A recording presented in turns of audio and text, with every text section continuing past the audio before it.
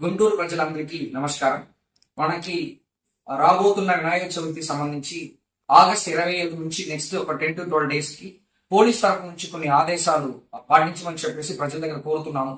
దాంట్లో ఏంటంటే ప్రతి ఒక్కరు కూడా మనకి ఫిజికల్ గా వచ్చి పోలీస్ స్టేషన్ లో తీసుకోవాల్సిన అవసరం లేదు పర్మిషన్. వాళ్ళందరూ కూడా ganeshutsav.net అనే ఒక మన వెబ్సైట్ కి వెళ్ళి అక్కడ వాళ్ళు మొబైల్ నెంబర్ ని ఎంట్రీ చేశారంటే దానికి ఒక ఓటీపీ వస్తాయి.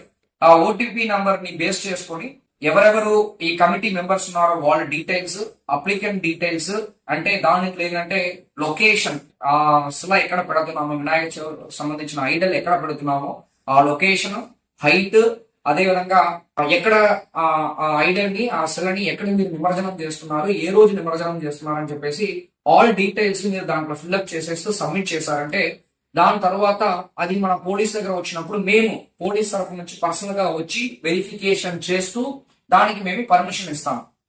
నో అబ్జెక్షన్ సర్టిఫికేట్ ఇస్తాం. మీరు ఆ నో అబ్జెక్షన్ సర్టిఫికేట్ నుంచి మీరు డౌన్లోడ్ చేసుకుని దాంట్లో వచ్చిన ఒక క్యూఆర్ కోడ్ ని మీరు అక్కడ మీరు పండాల్ ఎరెక్ట్ చేస్తున్నారో అక్కడ మీరు దాన్ని స్టిక్ చేసుకోవాలి. సో ఎప్పుడెప్పుడు పోలీస్ మేము వచ్చి వెరిఫికేషన్ చేస్తామో అప్పుడు అన్ని కూడా క్యూఆర్ కోడ్ ద్వారా మేము కన్ఫర్మేషన్ చేసుకుంటాం.